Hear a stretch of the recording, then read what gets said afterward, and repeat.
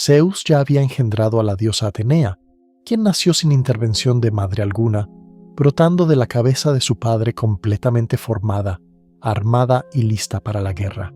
Llena de rabia y consumida por los celos ante aquel nacimiento prodigioso y el fulgor de Atenea, Hera tomó una decisión temeraria. Quiso concebir un descendiente por su propia cuenta, sin recurrir a Zeus. No obstante, el fruto de aquel esfuerzo solitario distó mucho del hijo perfecto que ella había imaginado. Cuando Hefesto vino al mundo, su aspecto estaba lejos de la perfección divina. Era diminuto, frágil y, sobre todo, sus pies aparecían deformes, lo que despertó en Hera una vergüenza inmediata y un profundo rechazo hacia la imperfección de su propio vástago. Entonces, Hera tomó una resolución cruel. Lo sujetó con dureza y, sin vacilar, lo arrojó desde las cimas consagradas del monte Olimpo. El dios recién nacido descendió por el aire durante un día y una noche enteros, hasta que su pequeño cuerpo golpeó con violencia las espumas agitadas del mar Egeo. Cualquier otra criatura, mortal o inmortal, habría perecido en una caída semejante. Pero la existencia de Hefesto fue preservada gracias a la piedad de dos divinidades marinas, las nereidas Tetis y Eurínome. Ellas lo hallaron en las hondonadas del océano, lo acogieron y lo criaron con ternura en una gruta sumergida. Durante 9 años completos, Hefesto permaneció en aquel escondite silencioso, lejos del desprecio de su madre y fuera de la mirada del resto de los dioses. En la calma de las profundidades, descubrió su verdadero talento, la destreza para diseñar, modelar y otorgar forma y vida aparente a la materia inerte. A partir de conchas, corales y el fuego que brotaba de los volcanes submarinos, Hefesto dio forma a joyas y artefactos de una hermosura y una finura jamás contempladas. Con el paso del tiempo, su maestría alcanzó tal perfección que las habladurías sobre un artífice oculto e insuperable comenzaron a ascender hasta la superficie. Tetis, la nereida que lo había salvado, obsequió a Hera una de las piezas más deslumbrantes que el dios cojo había creado, un collar cuyo resplandor sobrenatural parecía tejido con la propia luz de las estrellas. Al verlo, Hera no pudo contener el deseo de poseerlo y preguntó a Tetis de dónde había obtenido una obra tan prodigiosa. Fue entonces cuando la nereida reveló el secreto. Aquella joya provenía de las manos de su hijo, el mismo al que ella había rechazado y abandonado. Abrumada por la culpa de su antiguo acto, Hera ordenó que Hefesto regresara al Olimpo, pero el dios herrero no había olvidado el desdén de su madre. Astuto, se negó a obedecer. En lugar de ello, como venganza impregnada de ironía, forjó un trono de oro magnífico y lo envió a Hera como aparente ofrenda de reconciliación. En cuanto la diosa se acomodó en él, el asiento la aprisionó con cadenas invisibles, y solo Hefesto poseía el poder de desatarla. El Olimpo entero cayó en la confusión, y los dioses, desesperados, suplicaron a Hefesto que volviera. Finalmente, Dioniso, dios del vino, consiguió embriagarlo, y entre cánticos y carcajadas, lo persuadió para que subiera al Olimpo montado en un burro y liberara a su madre. De este modo, Hefesto, el dios lisiado y repudiado, retornó para reclamar su sitio, no como un marginado, sino como el soberano de la fragua, el artesano sagrado y el único capaz de dominar el fuego con tal perfección, fabricando las armas y los objetos más extraordinarios para los propios dioses. Antes de que acomodes la almohada y cierres los ojos, permíteme invitarte a apoyar este viaje con un buen me gusta y a suscribirte. Y cuéntame en los comentarios desde qué rincón del mundo me escuchas y qué hora marca tu reloj ahora mismo. Siempre resulta fascinante descubrir quién se une a nosotros desde tantos lugares distintos del planeta. Yo soy Susurros del Pasado, y mi intención es que este relato te envuelva en una experiencia distinta mientras te abandonas suavemente al descanso. Atenea, aquella diosa luminosa, no tuvo madre. En los tiempos primordiales del Olimpo, el poderoso Zeus, señor de los dioses, no escapaba a los temores que habían atormentado a sus antepasados. Su propio padre, el titán Cronos, había devorado a cada uno de sus hijos ante el miedo a una predicción que anunciaba que uno de ellos lo destronaría. Y del mismo modo que Cronos había derrocado a su padre Urano, el ciclo de usurpaciones y poder parecía condenado a repetirse sin fin. Fue entonces cuando una profecía terrible llegó a los oídos de Zeus.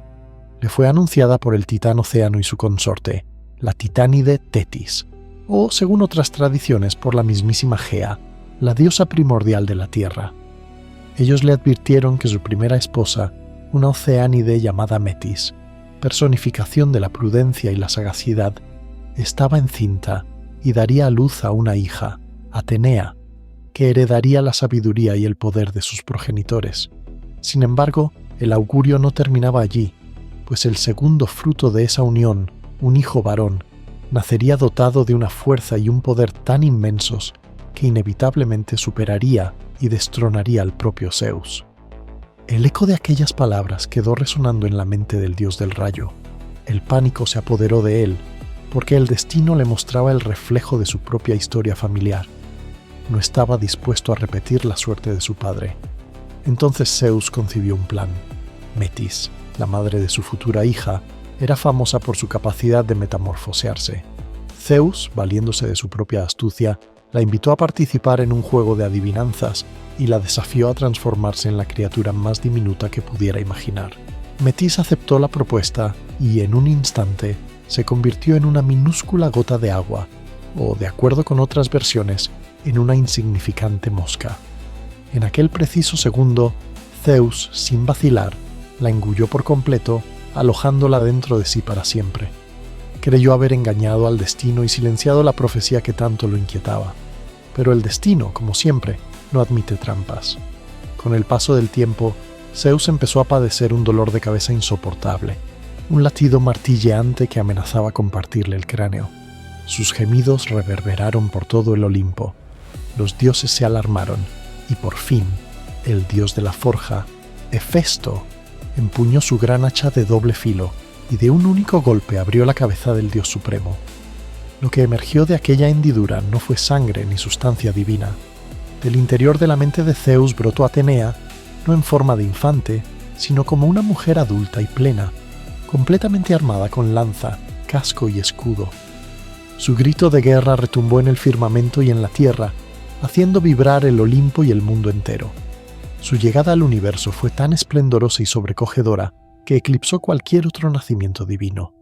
Así, Atenea se convirtió en un caso sin paralelo en la tradición griega, una diosa sin madre, nacida del pensamiento y la inteligencia de su padre. La profecía se cumplió de un modo retorcido y extraño. La hija más sabia del Olimpo emergió del dios más poderoso, mientras que el hijo destinado a destronarlo jamás llegó a ver la luz. Los centauros se hicieron famosos por su carácter indómito y su propensión al desenfreno y la embriaguez. En las extensas y sombrías tierras de Tesalia, al norte de Grecia, habitaba este linaje de criaturas míticas, con torso y cabeza de hombre y cuerpo y patas de caballo. Eran descendientes de Ixión, un rey de los lápitas que intentó seducir a la diosa Hera. Para ponerlo a prueba, Zeus creó una nube con la forma de Hera, llamada Néfele. De la unión ilícita entre Ixión y aquella ilusión nacida del vapor, surgió un ser monstruoso que, al mezclarse con las yeguas del monte Pelión, dio origen a la raza de los centauros. La mayoría de ellos vivía en un estado de barbarie, guiados por sus impulsos más primarios. Su condición doble, mitad humana y mitad bestial, tendía casi siempre a inclinarse hacia la parte más salvaje. Eran célebres por su temperamento iracundo, sus ataques constantes contra los hombres y su absoluta incapacidad para dominar sus deseos. Un ejemplo nítido de su brutalidad se manifestó durante las bodas de Piritoo, rey de los lápitas. Invitados a la ceremonia, los centauros probaron el vino, bebida que les era desconocida. El licor encendió su lado más salvaje y sin freno. Embriagados, intentaron raptar a las mujeres lápitas, lo que desencadenó una contienda feroz y sangrienta conocida como la centauromaquia, la guerra entre lápitas y centauros. No obstante, en medio de aquella estirpe violenta, existía una excepción insólita, una figura que representaba lo contrario de todo lo que sus congéneres encarnaban. Su nombre era Quirón. A diferencia del resto de los centauros, Quirón no provenía del linaje de Ixión y Néfele. Su ascendencia era más elevada y antigua. Era hijo del titán Cronos y la ninfa Filira. Para ocultar su infidelidad a su esposa Rea, Cronos tomó la forma de un caballo y se unió a Filira. De ese encuentro nació Quirón con apariencia equina. Quirón no creció en medio de la barbarie, sino en un ambiente de serenidad. Se retiró a vivir en el Monte Pelión y llegó a ser el único centauro que alcanzó la verdadera sabiduría y el dominio del conocimiento. Aprendió medicina y las artes de la curación bajo la guía del propio Apolo, dios de la luz y la armonía. De las musas recibió lecciones de música y Artemisa le enseñó los secretos de la caza. Con el tiempo, se convirtió en un maestro venerado, un sabio que encarnaba la razón, la disciplina y el equilibrio, rasgos que lo distanciaban por completo de los otros centauros. La fama de Quirón como educador se extendió por toda Grecia. Por sus manos pasaron muchos de los héroes más ilustres de la mitología. Uno de sus discípulos más notables fue el propio Heracles, quien le confió la formación de su hijo y terminó forjando con él una profunda amistad. También instruyó a Aquiles, a quien enseñó las artes de la guerra, de la música y de la caza. Otros héroes célebres como Jasón y Asclepio también fueron sus pupilos. Se decía que Quirón era el maestro por excelencia, preceptor de príncipes, y que su morada en el Pelión funcionaba como una especie de escuela mítica. A pesar de su sabiduría, la vida de Quirón terminó de forma trágica. En un accidente que involucró a Heracles, fue herido por una flecha impregnada con la sangre venenosa de la hidra de Lerna. Al ser inmortal, la herida no lo mató, pero le causó un sufrimiento inimaginable e interminable. Sin remedio posible para aquel tormento, Quirón decidió renunciar a su inmortalidad, entregándola a Prometeo.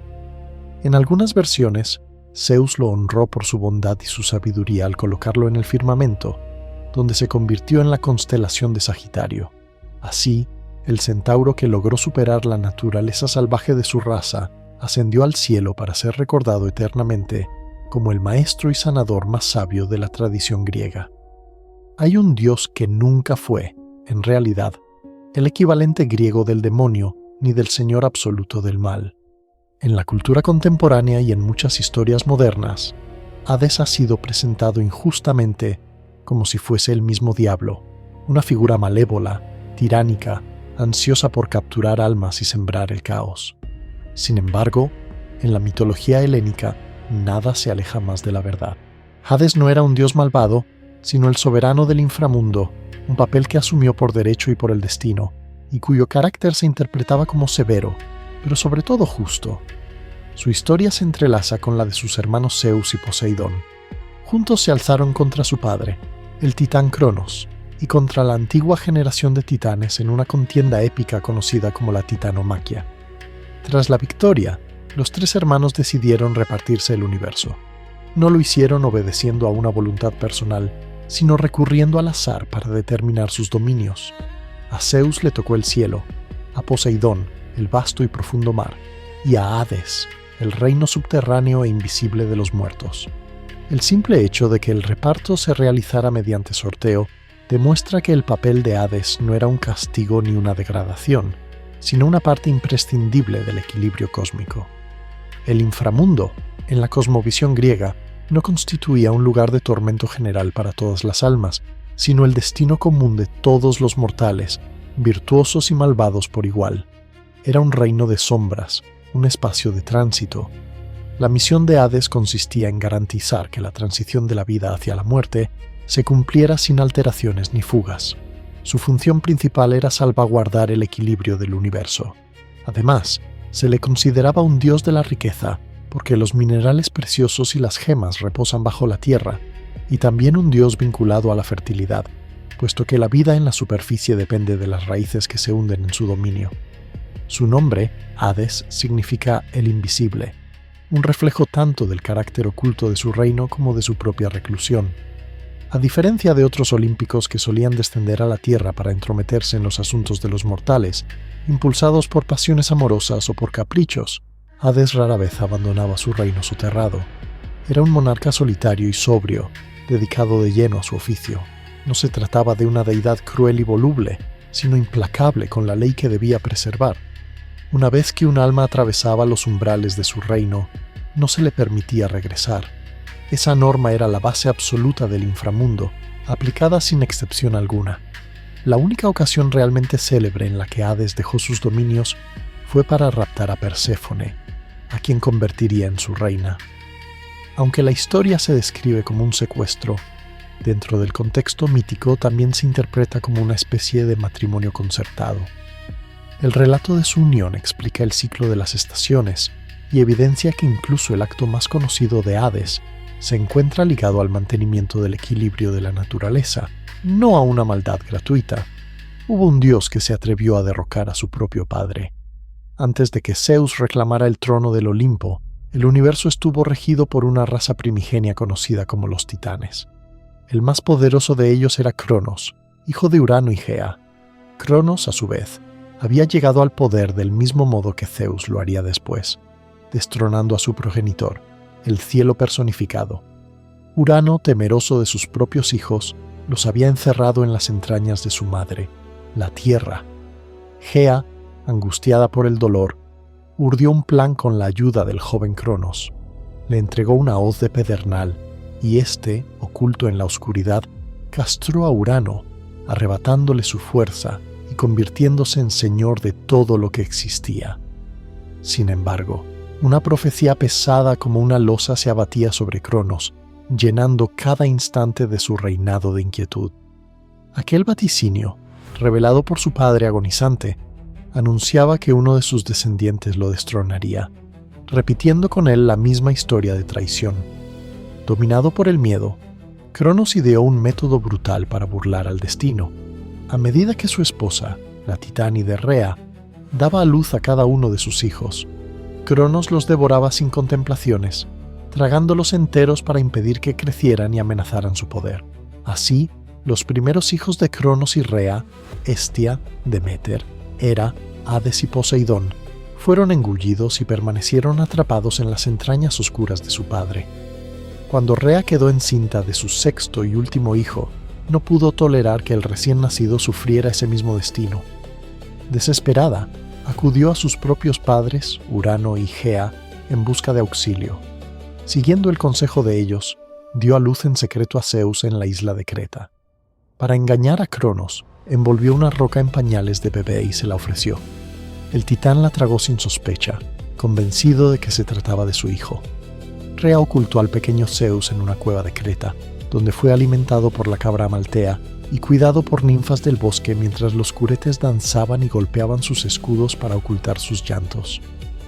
A medida que Zeus crecía, también lo hacía su inmenso poder, junto con un deseo ardiente de venganza y de liberar a sus hermanos. Con la ayuda de la titánide Metis, personificación de la prudencia, Zeus ofreció a Cronos una poción que le provocó violentas convulsiones. El tirano vomitó, uno tras otro y en orden inverso, la piedra que había tragado y a sus hijos Poseidón, Hades, Hera, Deméter y Hestia. Unidos por la sangre y el rencor, los hermanos de Zeus, que pronto serían llamados los Olímpicos, declararon la guerra a Cronos y a los demás titanes. Esta contienda, conocida como la titanomaquia, se extendió durante 10 años y sacudió los pilares del cosmos. Con la ayuda de los cíclopes, que forjaron los rayos para Zeus, el tridente para Poseidón y un casco de invisibilidad para Hades, los jóvenes dioses lograron finalmente someter a los titanes. Tras la victoria, los olímpicos arrojaron a los titanes al Tártaro, el abismo más profundo del inframundo, sellando así su derrota. Zeus, el más poderoso y líder de la rebelión, se proclamó rey del universo.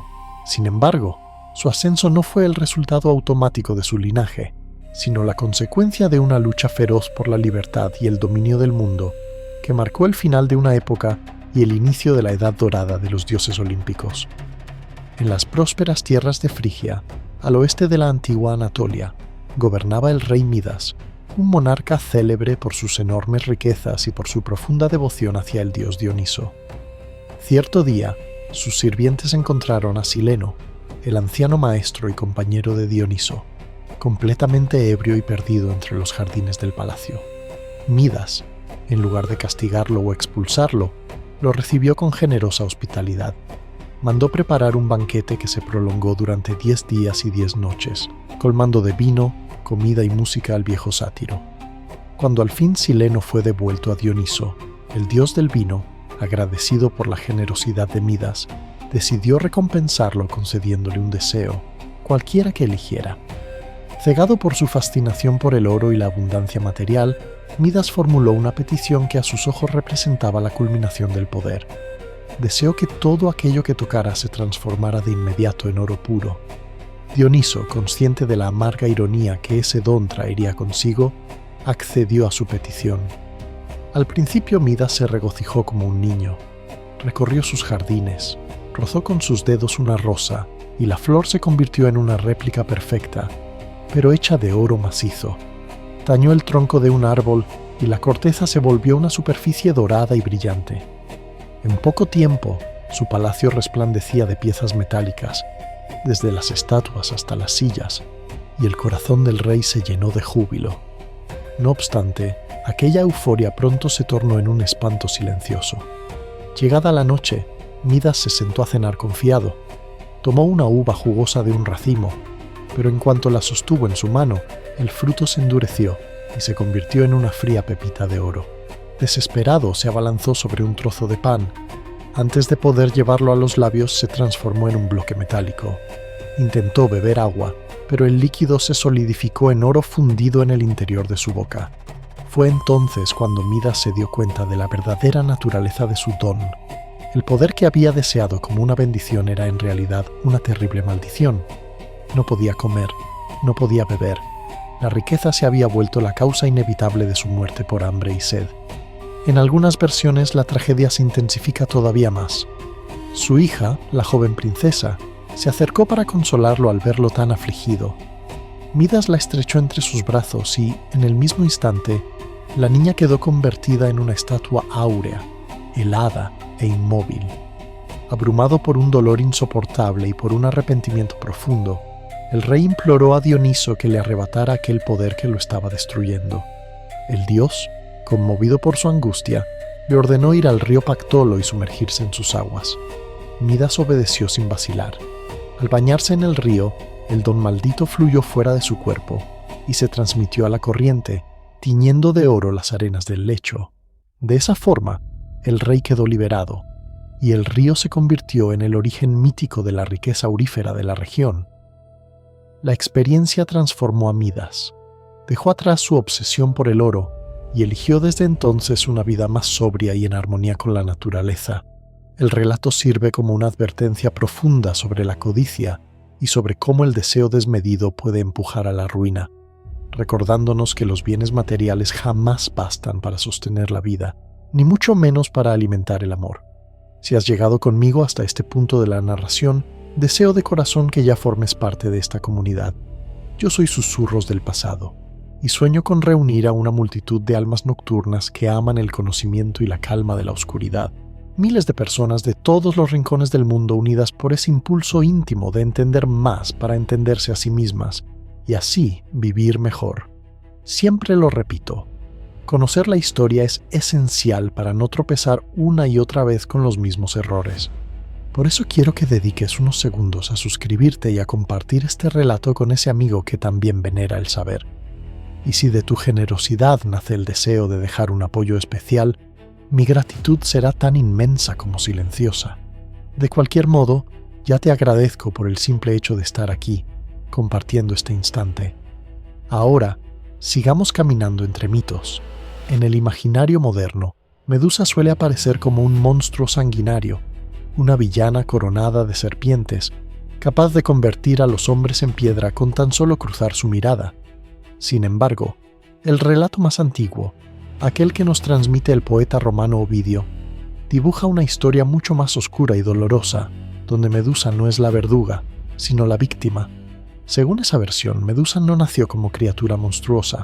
Pertenecía al trío de hermanas gorgonas, pero, a diferencia de sus dos hermanas inmortales, ella era mortal y poseía una hermosura sobrecogedora. Su belleza no encontraba rival, y lo más deslumbrante de todo era su cabellera, de un brillo comparable al resplandor del sol en rizos. Debido a su belleza y a su devoción, fue elegida para servir como sacerdotisa en el templo de Atenea, la diosa de la sabiduría y de la guerra estratégica. Entre las normas más sagradas de ese oficio se encontraba la exigencia de conservar la castidad y la pureza. La hermosura de Medusa, sin embargo, llamó la atención de Poseidón, el impetuoso dios del mar.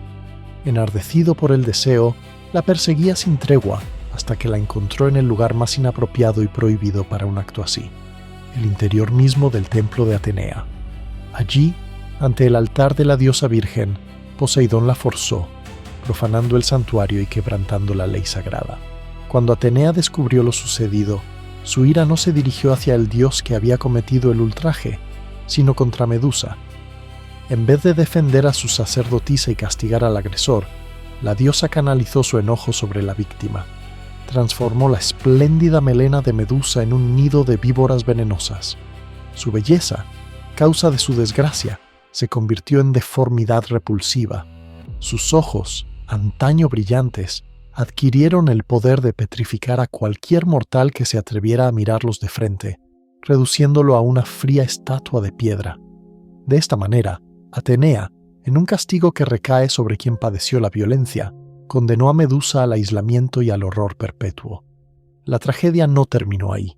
Convertida ya en monstruo temido, Medusa fue desterrada a los confines del mundo conocido. Con el tiempo, los hombres comenzaron a hablar de ella como de una criatura asesina, y eventualmente se envió al héroe Perseo para darle muerte. Armado con los dones de varios dioses, Perseo utilizó un escudo pulido como espejo para evitar su mirada petrificante. Mirando su reflejo en lugar de sus ojos, se acercó a ella sigilosamente y la decapitó. Pero incluso muerta, el mito de Medusa siguió transformándose. De su cuello cercenado brotaron dos hijos engendrados por Poseidón, el guerrero Crisaor y el caballo alado Pegaso, símbolos de que de la violencia y el dolor extremo pueden surgir realidades nuevas e inesperadas. La historia de Medusa es un relato desgarrador sobre la injusticia y la crueldad de ciertas venganzas, y sobre cómo una víctima puede cargar con la culpa y el castigo de un crimen que jamás cometió. Por ello, su figura permanece como una de las más trágicas y complejas de todo el universo mitológico griego. En la tradición de aventuras, el Minotauro se presenta a menudo como una bestia sin mente, una criatura cuyo único fin es devorar carne humana. Pero su mito original es mucho más profundo, una trama de pasiones condenadas, celos divinos y castigos atroces. El Minotauro no era simplemente un toro, sino un ser humano con cabeza de toro, resultado de un castigo divino concebido para humillar a un rey. Todo comenzó en Creta, la isla dominada por el poderoso rey Minos. Deseoso de legitimar su autoridad y demostrar que su poder contaba con el respaldo de los dioses, Minos pidió a Poseidón una señal. El dios del mar atendió su ruego, y de las aguas emergió un toro blanco de una belleza y majestad imposibles de describir. Minos prometió sacrificar aquella criatura en honor al dios, pero cuando vio al animal, la codicia inundó su corazón. Incapaz de soportar la idea de perder un ser tan perfecto, lo ocultó y ofreció en sacrificio a otro toro de menor valor. La furia de Poseidón no conoció límites. Determinó castigar a Minos de la manera más cruel y degradante imaginable, extendiendo su venganza a la familia y al reino entero. Lanzó una maldición sobre Pasífae, esposa del rey, provocando en ella un deseo irrefrenable y antinatural hacia el toro blanco. Consumida por esa pasión prohibida, Pasífae acudió al ingenio de Dédalo, arquitecto y artesano prodigioso que se hallaba exiliado en Creta. En un acto tanto de genio como de oscura perversión, Dédalo construyó una vaca de madera vacía por dentro y tan verosímil que engañó a la bestia. Pasífae se introdujo en aquella figura artificial y de su unión monstruosa nació el Minotauro. La criatura que vino al mundo era una aberración, mitad hombre, mitad toro, y con un apetito insaciable por la carne humana. Su nombre verdadero era Asterión, pero pasó a ser conocido como Minotauro, el toro de Minos. El rey, avergonzado y espantado ante esa prueba viviente del castigo divino y de la deshonra de su esposa, no se atrevió a matarlo. En vez de destruirlo, ordenó a Dédalo construir una cárcel de la que nadie pudiera huir. Así nació el mítico laberinto de Creta, una red infinita de pasillos y recovecos, tan compleja que incluso su creador encontraba difícil hallar la salida. En el corazón de aquella estructura enrevesada, Minos confinó al Minotauro. Para alimentarlo impuso un tributo a la ciudad de Atenas. Cada 9 años debían enviar 7 jóvenes y 7 doncellas para ser devorados por la bestia. Este ciclo trágico llegó a su fin únicamente cuando el héroe Teseo se ofreció voluntario para entrar en el laberinto y matar al monstruo, con la ayuda de Ariadna, hija de Minos, quien le entregó un ovillo de hilo para guiar su regreso. El mito del Minotauro nos recuerda que los actos de los dioses, sumados a la desobediencia y la soberbia de los hombres, pueden generar horrores incalculables. Las criaturas monstruosas no nacen solo del caos, sino también de la crueldad del destino y de la implacable venganza divina. En el siguiente tramo te hablaré del castigo eterno de Sísifo y de muchos otros secretos. Cuando quieras, dime continúa, y seguimos descendiendo juntos en estas leyendas. En la vasta tradición griega, Sísifo no fue recordado como héroe, sino como rey de la antigua Corinto. Célebre no por su valentía, sino por una astucia sin límites y una capacidad extraordinaria para el engaño y la manipulación. Su leyenda es un testimonio de rebeldía frente a los dioses y de un atrevimiento tan desmesurado que le valió el castigo más icónico y eterno de la mitología. El primer agravio de Sísifo que encendió la furia divina se produjo cuando traicionó a Zeus. El rey de Corinto reveló el secreto de una de las aventuras amorosas del dios del rayo. Informó al dios río Asopo que había visto a Zeus raptar a su hija, la ninfa Égina. Aquella delación encendió la ira de Zeus, que ordenó a Tánatos, la personificación de la muerte, que descendiera a Corinto para llevarse el alma del rey. Pero Sísifo resultó ser más ingenioso que la propia muerte. Cuando Tánatos llegó a su palacio, el monarca lo recibió con una cortesía fingida. Con el pretexto de mostrarle unas cadenas forjadas por él mismo, atrajo a la muerte hacia una trampa. Convenció a Tánatos de que probara los grilletes, diciendo que necesitaba comprobar su resistencia. En cuanto la muerte aceptó, Sísifo la encadenó con un movimiento rápido, dejándola prisionera en su propia mansión. El mundo mortal cayó entonces en un caos sin precedentes. Con Tánatos cautivo, nadie podía morir. Los luchadores en el campo de batalla, por heridos que estuvieran, seguían respirando. Los enfermos y los ancianos no encontraban descanso. Incluso los sacrificios a los dioses perdieron su sentido, pues los animales no expiraban sobre los altares. El desorden llegó a tal extremo que Ares, dios de la guerra, se indignó profundamente. Sin muertes no podía haber héroes ni gloria en el combate, y su esfera de poder quedaba vacía. Furioso, Ares bajó a Corinto, liberó a Tánatos de las cadenas de Sísifo, y en un acto de justicia divina, arrastró el alma del rey hasta el inframundo. Aún así, Sísifo contaba con un plan de respaldo. Antes de morir, había ordenado a su esposa Mérope que no le ofreciera los ritos funerarios tradicionales, ni colocara la moneda bajo su lengua, aquella que permitía pagar el viaje al barquero Caronte. De esta forma, cuando su alma llegó al reino de Hades, Sísifo se encontró vagando sin rumbo por las orillas del río Estigia, incapaz de cruzar sus aguas. Se lamentó amargamente ante Perséfone, reina del inframundo. Fingiendo indignación por la falta de honores fúnebres, le rogó que le permitiera regresar al mundo de los vivos por solo 3 días para reprender a su esposa. Prometió que volvería una vez cumplida su venganza. Perséfone, conmovida por su queja o engañada por su astucia, accedió. Sísifo volvió a Corinto, pero en cuanto sintió la luz del sol y el calor de la vida, olvidó su promesa. Disfrutó del vino, de los banquetes y del poder, sin intención alguna de regresar al reino de las sombras. Ante semejante burla, los dioses se enfurecieron. Hermes, mensajero de los olímpicos, fue enviado a capturarlo y lo arrastró a la fuerza de regreso al inframundo. Esta vez no hubo escapatoria. Zeus y los demás dioses deliberaron sobre el castigo que merecía. Debía ser una pena ejemplar, reflejo de la inutilidad de sus engaños y de la repetición infinita de sus astucias inútiles. Condenaron a Sísifo a empujar una enorme roca cuesta arriba por la ladera de una montaña. Pero cada vez que la piedra estaba a punto de alcanzar la cima, rodaba de nuevo hacia el valle, obligando al rey a reiniciar su labor eternamente. La imagen de Sísifo, forzado a realizar un esfuerzo interminable y sin propósito, se convirtió en un símbolo poderoso de la frustración humana, la futilidad y la rebelión contra el destino. En la imaginación común, el dios Apolo suele reducirse al papel de deidad solar, pero su figura es mucho más compleja.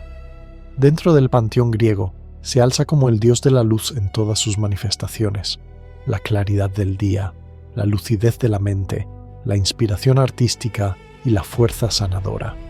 Su naturaleza múltiple lo transforma en uno de los dioses más influyentes y reverenciados. Su nacimiento ya anunciaba su singularidad.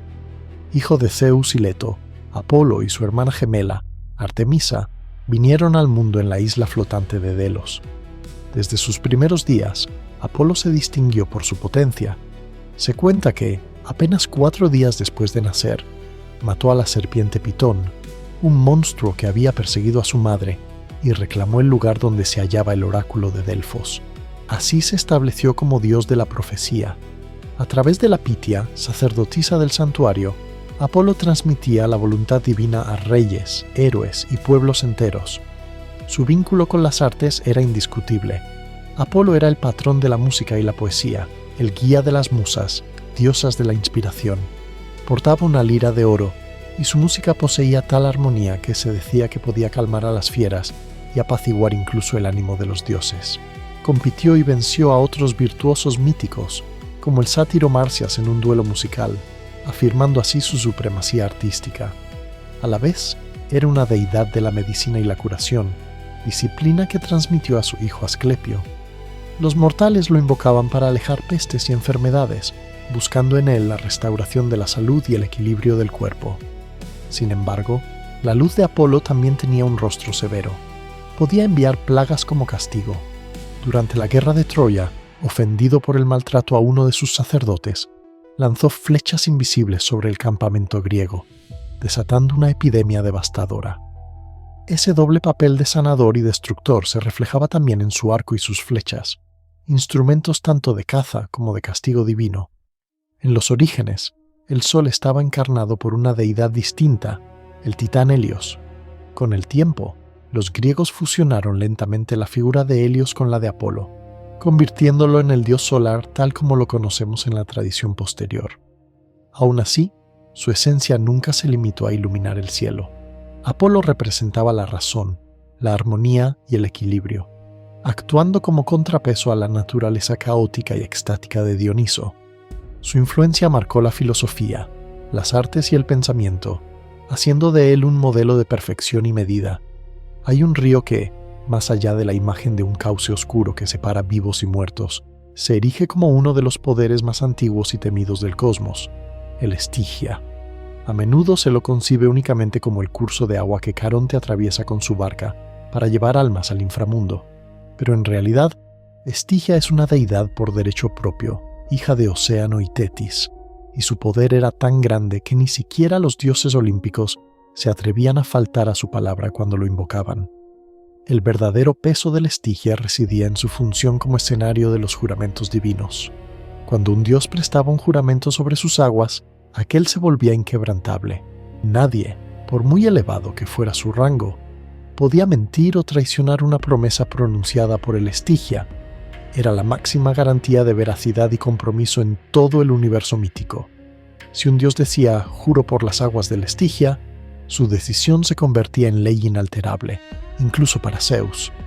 El origen de esta costumbre se remonta a la gran guerra entre titanes y olímpicos. Durante la titanomaquia, Estigia fue la primera entre las ninfas en acudir al lado de Zeus, ofreciéndole su lealtad frente a Cronos.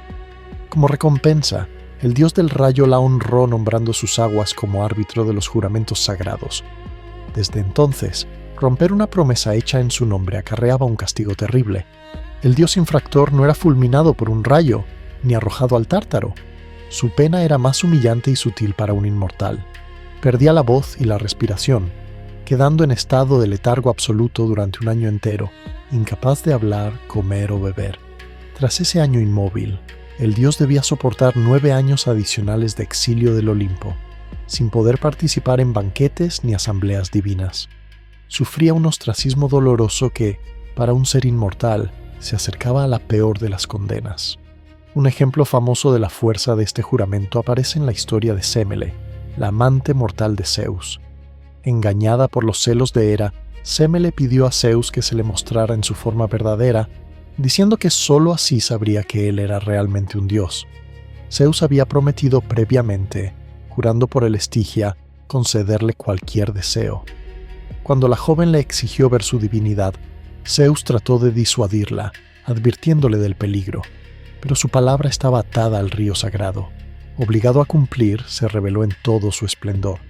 La simple visión de su gloria bastó para incinerar a Semele. Así, el poder del Estigia demostró ser tan absoluto que incluso pudo llevar a la tragedia al propio rey de los dioses. La figura de las sirenas también ha sufrido transformaciones con el tiempo. Hoy las imaginamos como bellas mujeres con cola de pez, habitantes de los abismos marinos, pero esa imagen proviene principalmente del norte europeo y de tradiciones tardías. En la antigua Grecia, las sirenas eran seres muy distintos y más inquietantes. Se las representaba con cuerpo y patas de ave, pero con torso, brazos y cabeza de mujer. No residían en las profundidades oceánicas, sino en escarpadas rocas e islas desiertas, desde donde acechaban a los navegantes. Su verdadero poder radicaba en el canto, una melodía tan dulce y sobrenatural que ningún mortal podía resistirse a oírla. Su voz prometía conocimiento absoluto, sabiduría del pasado y revelaciones sobre el futuro. Hipnotizados por ese sonido, los marineros dirigían sus naves hacia las costas rocosas. Los barcos chocaban contra los acantilados y se destrozaban. Los hombres caían al agua y morían ahogados o devorados por las sirenas. Se contaba que las playas de su isla estaban alfombradas de huesos blanqueados al sol. Las sirenas eran descritas a veces como hijas del dios río Aqueloo y de una musa. Por ello se las asociaba con el canto, pero también con la muerte y el ocaso. Con frecuencia aparecían en monumentos funerarios como figuras aladas que lloraban por las almas de los difuntos. El mito más célebre en el que intervienen se halla en la Odisea de Homero. En su largo viaje de regreso a Ítaca tras la guerra de Troya, Odiseo debía pasar inevitablemente cerca de la isla de las sirenas. La hechicera Circe lo advirtió del peligro. Siguiendo su consejo, el héroe tapó los oídos de sus marineros con cera de abeja para impedir que escucharan el canto. En cambio, él, movido por una curiosidad irresistible, quiso oír la canción sin sucumbir a ella. Ordenó que lo ataran fuertemente al mástil de la nave y prohibió terminantemente que lo desataran sin importar cuánto suplicara. Cuando la embarcación se aproximó a la isla, el canto de las sirenas se hizo embriagador. Odiseo, fuera de sí por el deseo de acercarse, rogó y gritó para que lo liberaran, pero sus hombres, sordos al no oír más que el choque de las olas, siguieron remando imperturbables. Así fue como Odiseo se convirtió en el único mortal que escuchó la voz de las sirenas y sobrevivió para relatarla. En algunas versiones se dice que, al ver su hechizo frustrado, las sirenas se arrojaron desde sus rocas al mar y perecieron.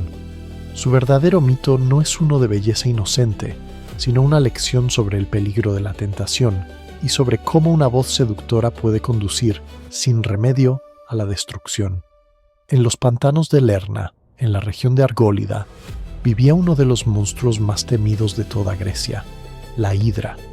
Era una criatura con cuerpo de serpiente y múltiples cabezas, cuya mera presencia bastaba para sembrar el terror entre los habitantes y devastar el ganado. Su naturaleza la hacía casi invencible. La Hidra de Lerna no era un monstruo cualquiera. Hija de Tifón y Equidna, provenía de un linaje de horrores cósmicos. Tifón, gigante de 100 cabezas de dragón, fue el último y más grande adversario que Zeus debió derrotar para asegurar su reinado. Equidna, mitad mujer, mitad serpiente, era la madre de casi todos los monstruos célebres: Cerbero, la Quimera, la Esfinge y muchos otros. De tal linaje no podía sino nacer una enemiga formidable. Las leyendas variaban sobre el número de sus cabezas, pero la versión más difundida aseguraba que eran 9, y al menos una de ellas, inmortal. Lo que hacía aterradora a la Hidra no se limitaba a su repugnante aspecto, su aliento venenoso ni su ferocidad. Su mayor arma era su extraordinaria capacidad de regeneración.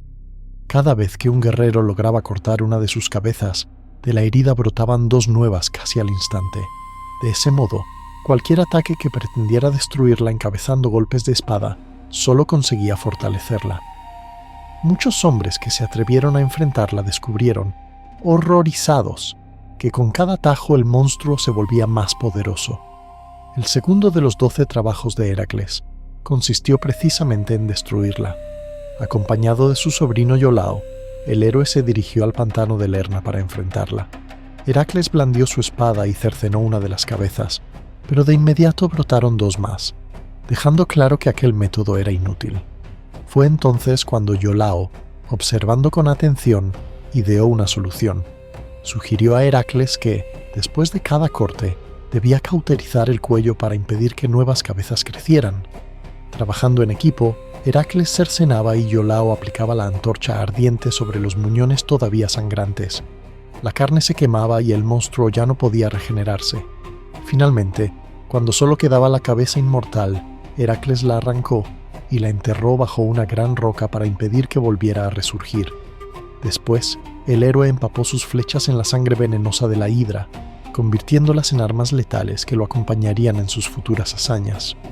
El mito de la hidra de Lerna ilustra que la fuerza bruta por sí sola no basta para vencer ciertas amenazas. A veces, la victoria solo se alcanza combinando el valor con la inteligencia y la cooperación. En los albores de la civilización, en la agreste región de Arcadia, gobernaba un rey llamado Licaón. Su fama no era la de un monarca justo, sino la de un tirano cruel que despreciaba a los dioses y se burlaba sin temor de las leyes divinas. En una época en la que la humanidad se había vuelto cada vez más impía, Licaón destacaba como el peor de los ejemplos.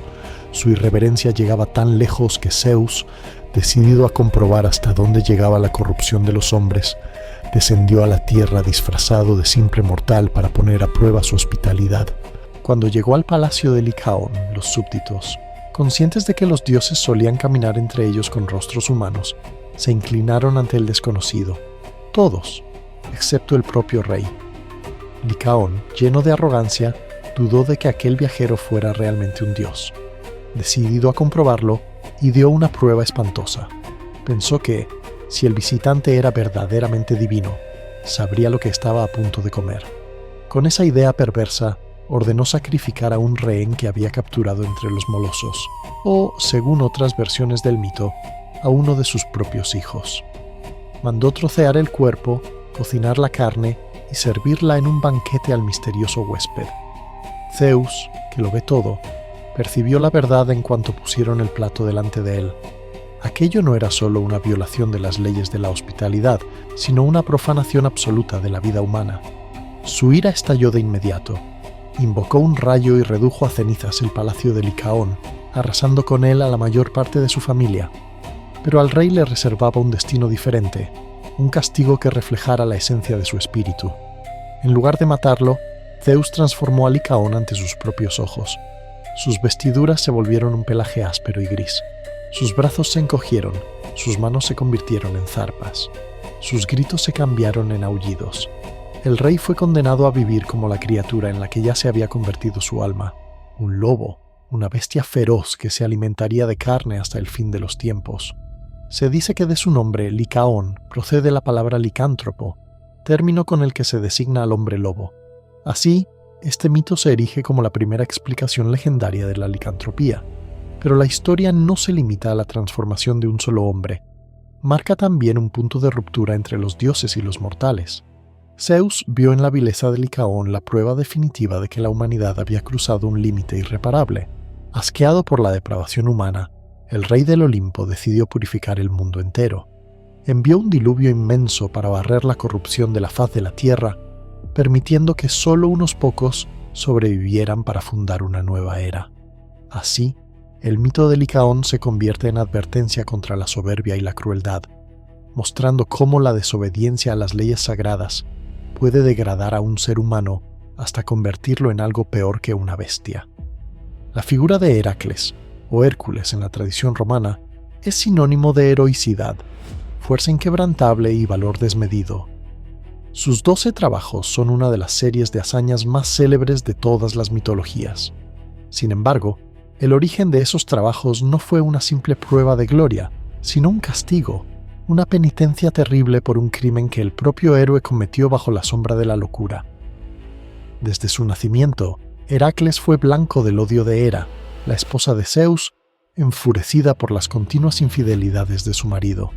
Al enterarse de que el dios del rayo había engendrado un hijo con la mortal Alcmena, Hera juró perseguirlo sin descanso. Intentó matarlo incluso en la cuna, enviando 2 serpientes para que lo estrangularan. Pero el niño, dotado desde entonces de una fuerza sobrenatural, las sujetó con sus pequeñas manos y las aplastó. El rencor de Hera no se apaciguó con el paso de los años. Ya adulto, Heracles se casó con Mégara, hija del rey de Tebas, y tuvo varios hijos con ella. Era un guerrero respetado y un padre amoroso. Sin embargo, Hera, decidida a destruir su felicidad, envió a la diosa de la locura, Lisa, para que sembrara en su mente un furor incontrolable. Bajo ese hechizo, Heracles creyó estar defendiendo su hogar de enemigos terribles. En su delirio, vio monstruos donde se hallaban su esposa e hijos. En un arrebato furioso, los mató a todos con sus propias manos. Cuando el hechizo se disipó y su razón regresó, el horror de lo que había hecho lo alcanzó de lleno. Comprendió que él mismo se había convertido en el verdugo de su familia. Hundido en la culpa, contempló el suicidio como única salida. Fue Teseo, héroe ateniense y su amigo, quien lo disuadió de quitarse la vida y lo animó a buscar redención. Heracles acudió entonces al oráculo de Delfos, suplicando saber cómo podría expiar sus crímenes. La Pitia, sacerdotisa de Apolo, le anunció la sentencia. Debía ponerse al servicio del rey Euristeo de Micenas durante un periodo de 12 años y ejecutar todas las tareas que éste le impusiera. Euristeo, un hombre cobarde y envidioso de la fuerza de Heracles, vio en ese mandato una oportunidad de deshacerse de él. Asesorado por Hera, diseñó una serie de trabajos casi imposibles. Cada misión parecía destinada a la muerte: matar al león de Nemea, cuya piel era invulnerable, derrotar a la hidra de Lerna, capturar al jabalí de Erimanto, limpiar en un solo día los establos de Augías, y finalmente arrancar del inframundo a Cerbero, el perro de 3 cabezas. Las hazañas de Heracles no fueron meros actos de fuerza física. Cada labor representó un paso en su camino de expiación, enfrentando monstruos, domando bestias y desafiando incluso al reino de los muertos. El héroe buscó restituir el orden que él mismo había quebrado con su crimen. Al completar los trabajos, Heracles obtuvo no solo gloria imperecedera, sino una forma de redención. Sin embargo, su historia nos recuerda que incluso los más grandes pueden descender a la oscuridad, y que la locura y el sufrimiento pueden habitar también en el corazón del héroe. En la mitología griega, Tiresias se alza como uno de los videntes más enigmáticos y respetados. Era conocido por su ceguera, pero también por una sabiduría que parecía abarcar tanto el destino de los hombres como los secretos de los dioses. Lo que vuelve verdaderamente singular a Tiresias es el origen de su poder profético, ligado a una experiencia única: vivir una parte de su vida como hombre y otra como mujer. Tiresias no nació sin vista. Su ceguera fue a la vez castigo y puerta hacia un conocimiento más profundo. La versión más famosa de su transformación cuenta que, mientras caminaba por el monte Silene, se topó con 2 serpientes entrelazadas en el acto de la cópula. Por impulso o disgusto, golpeó al macho con su bastón. En ese momento, el castigo divino cayó sobre él. Su cuerpo se transformó y Tiresias se convirtió en mujer. En esta nueva forma vivió durante 7 años. Se casó, conoció el deseo desde una perspectiva femenina y tuvo hijos. Su experiencia del mundo cambió por completo. Pasado ese tiempo, volvió a cruzarse con 2 serpientes en la misma situación. Esta vez, golpeó a la hembra y en un instante recuperó su forma masculina. Esa doble existencia, como hombre y mujer, fue la razón por la que los dioses lo escogieron como árbitro en una discusión íntima y peligrosa. Zeus y Hera debatían quién experimentaba mayor placer en el amor, si el hombre o la mujer. Zeus defendía que la mujer disfrutaba más, mientras que Hera sostenía lo contrario. Sabiendo que Tiresias poseía la experiencia de ambos, lo llamaron a declarar. Sin vacilar, él respondió que, si el acto del amor se dividía en 10 partes, el hombre gozaba solo una, mientras que la mujer participaba de las 9 restantes. Su respuesta favoreció a Zeus, pero encendió la furia de Hera. Incapaz de tolerar que alguien revelara aquello que ella quería negar, la diosa, en un arrebato de ira, lo dejó ciego. Zeus, sin poder deshacer el castigo de su esposa, intentó compensarlo. Le otorgó el don de la profecía, dándole el conocimiento del futuro y la capacidad de comprender el lenguaje de las aves. Además, prolongó su vida más allá de lo habitual para un mortal. Así, privado de la vista física, Tiresias adquirió una visión espiritual más penetrante que la de cualquier otro ser humano. Su figura apareció en muchos mitos clave. Aconsejó a Edipo en Tebas, aunque el rey rechazó sus advertencias, y más tarde, en el inframundo, fue consultado por Odiseo para saber cómo regresar a Ítaca. La historia de Tiresias muestra que la sabiduría se forja a través de la experiencia, incluso cuando ésta implique dolor y transformación. La capacidad de cambiar de forma, conocida como metamorfosis, fue una de las habilidades más recurridas por los dioses del Olimpo. No era un truco sin importancia, sino una herramienta fundamental para intervenir en el mundo. Les permitía observar a los humanos sin ser reconocidos, ajustar el destino sin revelar su naturaleza divina, y en el caso de Zeus, satisfacer una interminable búsqueda de amantes. El rey de los dioses se convirtió en el maestro de la transformación. Disfraz tras disfraz, buscaba aproximarse a mujeres mortales y divinas, casi siempre con el mismo propósito: conquistar su favor. Uno de los episodios más célebres es el de Leda, la reina de Esparta. Para acercarse a ella, Zeus tomó la forma de un cisne majestuoso, de plumaje níveo y porte sereno. La sedujo en esa apariencia, y de su unión nacieron, según el mito, 2 huevos. De uno salieron Pólux y Helena, la futura Helena de Troya, y del otro, Cástor y Clitemnestra. Otro caso notable es el de Dánae, princesa a la que su padre, el rey Acrisio, había encerrado en una cámara de bronce para impedir que se cumpliera una profecía que anunciaba su muerte a manos de su nieto. El encierro parecía impenetrable incluso para un dios, pero Zeus no se dio por vencido. Se transformó en una lluvia de oro brillante que se filtró entre las rendijas del techo y alcanzó a la joven. De ese encuentro nació Perseo, el héroe destinado, irónicamente, a cumplir el vaticinio y acabar con la vida de su abuelo. Zeus también se convirtió en toro blanco para raptar a Europa, princesa fenicia. Fascinada por la mansedumbre y la belleza de aquel animal, la joven se subió a su lomo sin sospechar su verdadera identidad.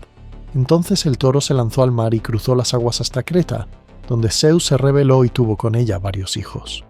De este mito nacieron no solo nuevas dinastías, sino también el nombre del continente europeo. Zeus no era el único en recurrir a la metamorfosis. Dioniso, dios del vino y del éxtasis, solía disfrazarse de mortal para viajar entre los humanos, enseñarles el arte de la vid y poner a prueba su hospitalidad. Atenea, diosa de la sabiduría, asumía en ocasiones la apariencia de ancianos respetables, como el célebre Mentor, para guiar a héroes como Odiseo. La metamorfosis manifestaba el dominio de los dioses sobre la naturaleza y sobre las leyes de la forma. Mostraba que no estaban atados a un único cuerpo ni a una sola identidad. Estas historias revelan un mundo en el que la realidad podía alterarse en cualquier momento por el capricho de una fuerza superior, recordando a los mortales que lo sólido podía volverse fluido en un instante. En la figura de Asclepio, hijo de Apolo, la mitología encarna el poder de la medicina llevado al extremo. Su nacimiento fue tan dramático como su destino. Apolo amaba a la mortal Coronis, pero una traición o un malentendido causado por la envidia hizo que el dios creyera que ella le había sido infiel. En un arrebato de celos, ordenó su muerte. Cuando el cuerpo de Coronis ardía sobre la pira funeraria, Apolo se arrepintió parcialmente de su acto y rescató al niño aún no nacido de las entrañas de su madre. Así Asclepio vino al mundo, salvado del fuego. Apolo lo confió al centauro Quirón, maestro de héroes y experto en artes curativas. Bajo su tutela, Asclepio aprendió todo sobre hierbas medicinales, cirugía, encantamientos y tratamiento de enfermedades. Pero su talento iba más allá del aprendizaje. Dotado de una capacidad innata, pronto superó al propio maestro. Con el tiempo, Asclepio alcanzó un dominio tan grande de la medicina que podía sanar casi cualquier herida, curar dolencias incurables e incluso rescatar de la muerte a quienes ya agonizaban. Según algunos relatos, recibió de Atenea un frasco con la sangre de Medusa. La sangre del lado izquierdo de la gorgona era venenosa, pero la del derecho tenía la capacidad de devolver la vida. Gracias a ese poder, Asclepio comenzó a resucitar a los muertos. Esta ruptura del orden natural alarmó a varios dioses. Hades, señor del inframundo, vio cómo la afluencia de almas a su reino disminuía. Zeus, por su parte, percibió que la frontera entre dioses y hombres se desdibujaba. Permitir que los mortales escaparan de la muerte era una transgresión imperdonable. En su ira, Zeus decidió frenar a Asclepio de la única forma efectiva. Lanzó contra él un rayo y lo fulminó. Apolo, devastado por la muerte de su hijo, se vengó asesinando a los cíclopes que forjaban los rayos de Zeus. Esta acción le valió a su vez un castigo. El dios de la luz tuvo que servir un tiempo como mortal. En ciertas versiones, Zeus, reconociendo el valor del don de Asclepio, le concedió una nueva existencia transformándolo en una constelación. Ofiuco, el portador de la serpiente, símbolo eterno de la medicina. La historia de Asclepio nos habla de los límites de la ciencia y del conocimiento. La capacidad de curar es un don sagrado, pero desafiar completamente la muerte puede alterar el equilibrio del universo y desatar la ira de quienes lo gobiernan. En Arcadia, la región de montes y valles que encarnaba la vida pastoril, habitaba un dios peculiar, Pan. A diferencia de los olímpicos, Pan era una deidad rústica, ligada a los rebaños, a los bosques y a los sonidos de la naturaleza. Se le representaba con cuernos, orejas puntiagudas, barba espesa y patas de cabra, mitad hombre y mitad animal, muy parecido a los sátiros con los que a menudo se le asociaba. Llevaba consigo una flauta de caña, la siringa, instrumento que, según el mito, él mismo inventó al transformar en música el recuerdo de una ninfa que escapó de su abrazo. Pan no era maligno por esencia, pero poseía un poder inquietante. Podía provocar un terror súbito, irracional y contagioso en quienes escuchaban su grito. Se decía que, cuando Pan lanzaba un alarido desde las montañas o los bosques, los hombres entraban en un estado de miedo descontrolado. Se dispersaban sin orden, incapaces de pensar con claridad. A ese tipo de miedo sin causa aparente se lo llamó pánico, en honor al dios. La manifestación más famosa de este poder ocurrió, según la tradición, durante la batalla de Maratón en el 490 a.C. Se cuenta que, antes del enfrentamiento entre griegos y persas, el mensajero Filipides, al correr desde Atenas hasta Esparta, se encontró con Pan en su camino. El dios le reclamó que los atenienses se hubieran olvidado de honrarlo, a pesar de que él les era favorable. Filipides prometió que, si los atenienses vencían, le erigirían un templo. En el momento crucial de la batalla, el miedo irracional se apoderó de las tropas persas, que huyeron en confusión. Los griegos interpretaron esa desbandada como obra de Pan, cuyo grito habría sembrado el caos en el enemigo. Fieles a la promesa, los atenienses dedicaron una cueva al pie de la Acrópolis al dios de los pastores, reconociendo así la ayuda que creían haber recibido. Así, la palabra pánico quedó grabada en la memoria humana como recuerdo de un miedo ancestral, nacido en los bosques y valles donde Pan reinaba. En la figura de Prometeo, la mitología griega encarna el espíritu de la previsión y del sacrificio por la humanidad. Prometeo era un titán, no un dios olímpico, y su nombre significa precisamente el que piensa antes. Tras la guerra contra los titanes, se convirtió en protector de los hombres, a quienes veía desvalidos frente a la grandeza de los dioses. El conflicto con Zeus se originó, en parte, en un banquete sagrado. Se decidió entonces cómo debían repartirse las ofrendas de los sacrificios entre dioses y humanos. Prometeo, compasivo con los mortales, diseñó un engaño. Despellejó un buey y lo dividió en 2 montones. En uno colocó la carne, las vísceras y la grasa más nutritiva, cubriéndolas con la piel y el estómago del animal, haciendo que parecieran despojos poco apetecibles. En el otro ató los huesos y tendones con una gruesa capa de grasa brillante y seductora. Invitó a Zeus a elegir cuál parte correspondía a los dioses. Zeus, engañado por la apariencia, escogió el montón recubierto de grasa, dejando a los hombres la mejor parte real. Cuando descubrió la artimaña, se enfureció enormemente. En represalia privó a la humanidad del fuego, condenándola al frío, la oscuridad y la impotencia técnica. Prometeo, incapaz de aceptar ese castigo, decidió robar el fuego del Olimpo. Se acercó sigilosamente a la forja de Hefesto, tomó una brasa encendida y la ocultó en el tallo hueco de una planta de hinojo. Descendió a la tierra y entregó la llama a los hombres, devolviéndoles la posibilidad de calentarse, cocinar, iluminar la noche y forjar metales. Con el fuego, la humanidad dio un salto hacia la civilización, pero el desafío a Zeus fue demasiado grande. La burla del sacrificio y el robo del fuego sellaron el destino del titán. Zeus decidió castigar tanto a Prometeo como a los mortales que él protegía. Para los hombres ordenó la creación de Pandora, la primera mujer, moldeada por Hefesto y adornada por los dones de todos los dioses. Le entregaron una jarra, mal traducida luego como caja, que contenía todos los males del mundo. Cuando Pandora la abrió movida por la curiosidad, liberó sobre la humanidad enfermedad, dolor, vejez y desgracias. Solo la esperanza, Elpis, quedó atrapada en el fondo. En cuanto a Prometeo, Zeus lo encadenó a una roca en el Cáucaso. Cada día, un águila gigantesca descendía para devorar su hígado, que, al ser el titán inmortal, se regeneraba durante la noche. Así, el tormento se repetía sin tregua. No es casual que los griegos consideraran el hígado sede de las emociones. El castigo atacaba, simbólicamente, la fuente de la compasión que había llevado a Prometeo a ayudar a los hombres. Finalmente, según algunas versiones, fue Heracles quien, en una de sus aventuras, mató al águila y liberó al titán. Pero el sufrimiento de Prometeo quedó grabado en la memoria como emblema de la rebeldía contra la tiranía y del precio del amor hacia la humanidad. En el inmenso tapiz del cosmos griego, ni siquiera los dioses olímpicos eran absolutos. Por encima de sus pasiones y caprichos existía una fuerza más antigua e inflexible: las Moiras, conocidas en Roma como las Parcas. Estas tres hermanas no representaban voluntades cambiantes, sino la ley inquebrantable del destino. Sus orígenes se remontan a los comienzos mismos del universo.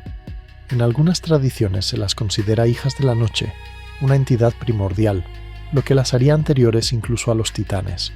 En otras, aparecen como hijas de Zeus y la Titánide Temis, diosa de la justicia y el orden, combinación que subraya su función como custodia suprema de la armonía cósmica. Fuera cual fuera su genealogía, una cosa era cierta: ni siquiera Zeus podía ignorar sus designios. Cada una de las Moiras cumplía un papel específico en el destino de mortales y dioses. Cloto, la hilandera, era la encargada de iniciar el hilo de la vida de cada ser desde el instante de su nacimiento. Entre sus manos, una hebra invisible comenzaba a girar en el uso, determinando que aquella existencia había empezado. Láquesis, la que echa suertes, tomaba el hilo y medía su longitud. Decidía cuánto tiempo viviría cada criatura y qué acontecimientos fundamentales jalonarían su vida: amores, triunfos, derrotas y desgracias. Por último, Atropos, cuyo nombre significa la inexorable, sostenía las tijeras que ponían fin al viaje. Cuando consideraba que el momento había llegado, cortaba el hilo, concluyendo sin apelación la existencia del mortal. Ni ruegos ni sacrificios podían influir en su decisión. El poder de las Moiras aparece con toda su fuerza en los poemas homéricos. Durante la guerra de Troya, Zeus contemplaba con tristeza el destino de su hijo Sarpedón, aliado de los troyanos. Sabía que estaba destinado a morir en batalla. En la Ilíada, el dios considera intervenir para salvarlo, pero reflexiona: si él, rey del Olimpo, cambiara el destino de su propio hijo, los demás dioses querrían hacer lo mismo con los suyos, rompiendo el equilibrio cósmico. Así, Zeus se ve obligado a permitir que la Moira de Sarpedón se cumpla. El héroe muere como estaba escrito, y Zeus solo puede encargar que su cuerpo sea llevado con honor a su patria. El mito deja claro que incluso la voluntad del Dios Supremo se inclina ante el telar de las tres hermanas. Las Moiras representan la tensión eterna entre libre albedrío y destino. Los seres humanos pueden tomar decisiones, elegir caminos y ejercer su voluntad, pero lo hacen dentro de un marco trazado por aquellas que hilan, miden y cortan. Son el recordatorio de que, por encima de la agitación de los dioses y las pasiones de los hombres, existe un orden silencioso e inalterable. Lejos de Grecia continental, en el reino de Orcómeno, en Beocia, se forjó otro de los mitos fundamentales: el origen del vellocino de oro. Antes de convertirse en el premio de la expedición de Jasón y los argonautas, aquel carnero de lana dorada fue instrumento de salvación. El rey Atamante se había casado con Ino tras separarse de su primera esposa, la diosa Néfele. Ino, consumida por los celos hacia los hijos de Néfele, Frixo y Ele, concibió un plan siniestro. Convenció a las mujeres de la región para que tostaran el trigo antes de sembrarlo. Como resultado, las cosechas fracasaron y la hambruna se abatió sobre el pueblo. Atamante, desesperado, envió mensajeros a consultar al oráculo de Delfos. Ino sobornó a los emisarios, que regresaron con un falso vaticinio. La única solución era sacrificar a Frixo y Ele. El día del sacrificio, los niños fueron llevados al altar. En ese instante crítico, el cielo se oscureció, y un carnero alado con vellón de oro reluciente descendió desde las nubes. Era Crisómalo, enviado por Nefele o por Hermes para rescatar a los inocentes. Frixo y Ele montaron sobre su lomo y el animal se elevó hacia el este. Sobrevolaron mares y tierras lejanas, pero durante la travesía, Ele miró hacia abajo, se mareó y cayó al mar, donde se ahogó. Desde entonces, aquel estrecho tomó el nombre de Helesponto, el mar de Ele, en su memoria. Frixo logró llegar sano y salvo a la Cólquide, en la costa del Mar Negro, donde reinaba el rey Éetes, hijo del sol. Éetes recibió al muchacho con hospitalidad. En agradecimiento, Frixo sacrificó el carnero a Zeus, como correspondía a un ser divino, y ofreció su vellocino de oro al rey. Éetes lo colgó de un árbol en un bosque consagrado a Ares, y lo confió a la vigilancia de un dragón que nunca dormía. Así, el vellocino se transformó en tesoro sagrado y símbolo de protección real. Generaciones después, Jasón emprendería su viaje para arrebatar ese mismo vellocino, pero detrás de la gesta heroica siempre estaría la historia inicial de dos niños perseguidos y de un escape milagroso entre las nubes. En la isla de Creta, el genio de Dédalo dio forma a una de las construcciones más inquietantes de todos los tiempos, el laberinto. El rey Minos, marcado por la vergüenza del nacimiento del Minotauro, deseaba encerrar a la criatura sin matarla. Llamó a Dédalo, célebre arquitecto y artesano, para encargarle la creación de una prisión imposible de franquear. El ateniense, exiliado en Creta, diseñó entonces un entramado de pasillos y salas que se extendía bajo el palacio de Cnosos. El laberinto no era un simple conjunto de muros, sino un mundo cerrado, en el que la orientación se perdía y los ecos engañaban a los sentidos. Una vez dentro, ningún mortal podría encontrar la salida sin ayuda. Minos encerró al Minotauro en el corazón de esa estructura. A partir de entonces, la prisión no solo ocultaba la monstruosidad nacida de la culpa del rey, sino que se convirtió en un instrumento de terror político. Los jóvenes atenienses enviados como tributo eran arrojados a sus corredores hasta caer en las fauces del monstruo o morir de hambre y confusión. Dédalo, autor de aquella maravilla oscura, pagó caro su ingenio. Temiendo que revelara el secreto del laberinto o que lo reconstruyera en otro lugar, Minos lo encarceló junto a su hijo Ícaro en lo alto de una torre. Las mismas habilidades que habían dado forma a las paredes que atrapaban al Minotauro se volvían ahora contra su creador. Dédalo estaba preso, no en el laberinto físico, pero sí en la telaraña de poder que su propia obra había fortalecido. Sin posibilidad de huir por mar, pues la flota de Minos dominaba las aguas, ni por tierra, Dédalo alzó la mirada al cielo. Allí vio la única ruta abierta, el aire.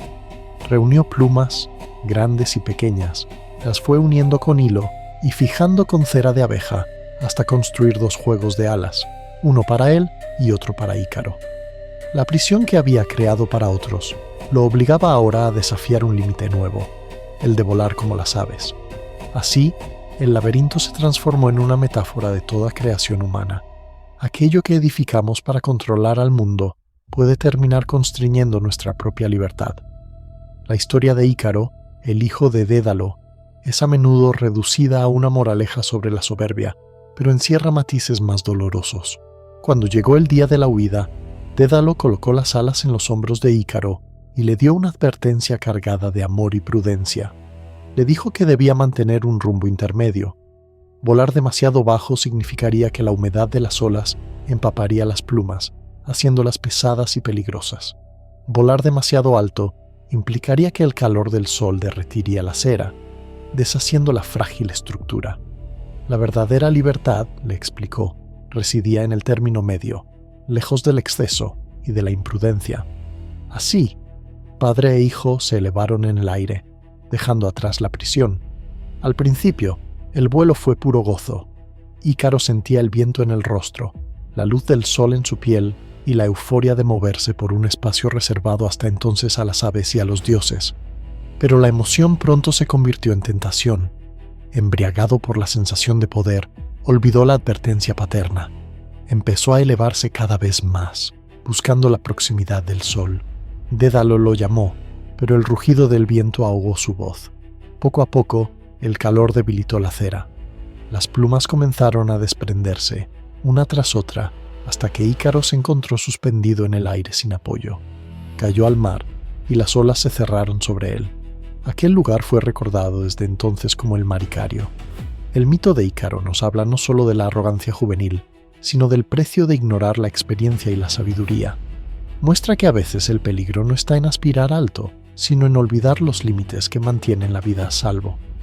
El mito de Pandora siempre ha sido interpretado como una advertencia contra la curiosidad femenina, pero su sentido es más profundo y complejo. Tras el robo del fuego por parte de Prometeo, Zeus concibió un castigo elaborado para la humanidad. Ordenó a Hefesto que modelara de barro a la primera mujer. Los dioses, uno por uno, le otorgaron diversos dones. Atenea la vistió con ropajes bellos y le enseñó las labores. Afrodita le concedió gracia y seducción. Hermes le dio una lengua hábil y una mente astuta. Por eso recibió el nombre de Pandora, la dotada de todos los regalos. Zeus colocó en sus manos una gran jarra, pitos en griego, sellada herméticamente, y le advirtió con severidad que jamás debía abrirla. Pandora fue entregada a Epimeteo, hermano de Prometeo. Cuyo nombre significa el que piensa después, había sido advertido por Prometeo de que no aceptara obsequios de Zeus. Sin embargo, ignoró la advertencia y tomó a Pandora por esposa. La jarra se convirtió en el centro de la curiosidad de la joven. Día tras día, se preguntaba qué clase de tesoro o secreto divino ocultaba. El regalo de la curiosidad, mezclado con la prohibición, hizo crecer su ansiedad. Finalmente, incapaz de resistir más, levantó la tapa. En ese momento, todas las calamidades que Zeus había encerrado salieron volando. Enfermedades, vejez, locura, envidia, hambre, guerra y muerte. Espantada, Pandora cerró la jarra, pero ya era tarde. La humanidad no volvería a conocer la inocencia. Sin embargo, en el fondo del recipiente quedaba algo más. Un último espíritu no había conseguido escapar. Era Elpis, la esperanza. Zeus la había incluido deliberadamente. Aunque el mundo se llenó de sufrimiento, la esperanza permaneció junto a los mortales, impidiendo que el dolor los derrotara por completo. Así, el mito no es solo la historia de una desgracia traída por la curiosidad, sino también el relato del único consuelo que quedó cuando todos los males se esparcieron. La esperanza, prisionera en la jarra, se convirtió paradójicamente en el regalo más valioso de todos. Afrodita, la diosa del amor, la belleza y el deseo, tiene un origen más antiguo y violento de lo que suelen contar las versiones simplificadas. Antes del reinado de los olímpicos, el universo estaba bajo el dominio de Urano, el cielo, que se unía con Gea, la tierra. Urano, temiendo el poder de sus hijos, los mantenía encerrados en el interior de su madre, causando un dolor inmenso. Gea, desesperada, decidió poner fin a esa opresión. Convenció a su hijo Cronos para que atacara a su padre. Le entregó una hoz de pedernal, y Cronos, oculto en la noche, castró a Urano. De la sangre que cayó sobre la tierra nacieron las erinias, los gigantes y las ninfas de los fresnos. Pero los genitales de Urano, arrojados al mar, siguieron flotando sobre las olas, rodeados de espuma blanca. De esa mezcla de sangre divina y espuma marina surgió una figura de belleza incomparable, Afrodita. El oleaje la llevó hasta las costas de Chipre, o de Cítera, según otras versiones, donde las horas, diosas de las estaciones, la recibieron, la vistieron y la adornaron con joyas. Luego la condujeron al Olimpo. Su hermosura era tan radiante que todos los dioses quedaron hechizados. Hesíodo, en su Teogonía, la presenta como una diosa primordial, nacida antes de muchas deidades olímpicas. No era hija de Zeus ni de Hera, sino fruto directo de un acto que separó cielo y tierra, un trauma cósmico. Por ello, Afrodita encarna una fuerza más antigua que el propio gobierno de Zeus. el deseo que mueve a dioses y mortales por igual. Ni siquiera el rey del Olimpo tenía un control absoluto sobre ella. El amor y la pasión que Afrodita personificaba podían doblegar incluso a los más poderosos. En la llanura de Troya, entre lanzas y escudos, resonaba también la voz de la prudencia. Néstor, rey de Pilos, era uno de los pocos héroes que había sobrevivido a generaciones de conflictos. Había luchado junto a Heracles y participado en la expedición de los argonautas. Cuando los griegos zarparon hacia Troya, Néstor ya era un anciano, demasiado viejo para liderar cargas heroicas, pero su mente estaba firmemente anclada en la experiencia. En la Ilíada, Néstor aparece como consejero respetado de los reyes aqueos. Agamenón, Aquiles, Odiseo y otros líderes escuchan sus largos discursos, llenos de historias del pasado y de lecciones aprendidas a lo largo de una vida entera. A través de sus palabras, la épica no es solo violencia y gloria, sino también memoria y reflexión. Néstor intenta mediar en los conflictos internos que amenazan con destruir al ejército desde dentro, especialmente la disputa entre Aquiles y Agamenón. Los llama a recordar que su fuerza solo tiene sentido si está dirigida a un enemigo común. Sus esfuerzos no siempre tienen éxito, pero su figura se eleva como la encarnación de la sabiduría adquirida con los años. En una cultura que celebraba la juventud y la fuerza, Néstor recordaba que la experiencia y la palabra también son armas esenciales. En cuanto a Orión, el gigantesco cazador, sus distintos mitos presentan siempre un destino teñido de tragedia. Hijo de Poseidón, podía caminar sobre las aguas y su habilidad con el arco y la caza era legendaria. Su camino se cruzó con el de Artemisa, diosa de la caza y protectora de la castidad. En algunas versiones, Orión persigue a las Pléyades, 7 ninfas que son objeto de su deseo. Zeus, para protegerlas, las transforma en una constelación. En otros relatos, Orión intenta forzar a una seguidora de Artemisa o incluso a la propia diosa. Ofendida, Artemisa lo castiga cegándolo. El gigante vaga entonces sin rumbo hasta que un oráculo le indica que se dirija hacia el este y exponga sus ojos a los primeros rayos del sol. Siguiendo esas instrucciones, Orión recupera la vista. Otra tradición ofrece un desenlace diferente y aún más irónico. En ella, Artemisa y Orión se convierten en compañeros de caza y amigos cercanos. Esta relación despierta los celos de Apolo, hermano de la diosa, que teme que el cazador ponga en peligro el voto de castidad de Artemisa. Un día, viendo a Orión nadar en el mar, Apolo reta a su hermana a demostrar su puntería disparando a un pequeño punto oscuro que flota en la distancia. Artemisa, sin saber que se trata de la cabeza de Orión, dispara su flecha y lo mata. Cuando descubre la verdad, su dolor es inmenso. Para honrarlo, lo coloca en el cielo como constelación de Orión, el cazador que desde entonces persigue eternamente a las Pléyades a través de la bóveda celeste. La figura de Sísifo vuelve a cruzarse con la muerte en otro mito fascinante. A menudo se dice que fue Hades quien fue capturado, pero en los relatos más antiguos el secuestrado fue en realidad Tánatos, el espíritu de la muerte. Al encadenarlo, Sísifo había interrumpido el ciclo vital. Sin muertes, Hades veía su reino vaciarse. Ares, molesto porque la guerra había dejado de tener consecuencias, liberó a Tánatos y devolvió el orden. En algunas versiones posteriores se decía que Sísifo incluso logró retener a Hades mismo, o que otro mortal, Heracles, descendió a liberarlo. Estas variaciones subrayan un mismo mensaje. Por muy astuto que sea un humano, la muerte y el orden cósmico terminarán imponiéndose. En medio de estas historias, también encontramos la presencia etérea de las musas. Antes de ser 9, fueron concebidas como espíritus del agua que inspiraban a los poetas que bebían en sus fuentes. Con el tiempo, Hesíodo les dio nombres y dominios concretos: Clío, musa de la historia; Euterpe, de la música; Talía, de la comedia; Melpómene, de la tragedia; Terpsícore, de la danza; Erato, de la poesía amorosa; Polimnia, de los himnos; Urania, de la astronomía; y Calíope, de la poesía épica. Hijas de Zeus y Mnemósine, la memoria, las musas constituían la fuente de toda creatividad. Los poetas no se veían a sí mismos como autores autónomos, sino como transmisores de lo que ellas susurraban. Un mito ilustra su poder. Las hijas del rey Piero, las Piérides, se atrevieron a desafiarlas a un concurso de canto. creían que podían superar a las diosas con su voz. Las musas aceptaron el reto y con su melodía encandilaron a todos los presentes. Cuando ganaron, castigaron la soberbia de las jóvenes transformándolas en urracas, pájaros condenados a repetir sonidos sin sentido. La lección era clara: la inspiración es un regalo, y pretender apropiarse de él sin respeto conduce a la degradación. En el corazón de Grecia, a los pies del monte Parnaso, se alzaba Delfos, el santuario que los antiguos consideraban el ombligo del mundo. Más que un templo, era un punto de encuentro entre los hombres y la voluntad divina.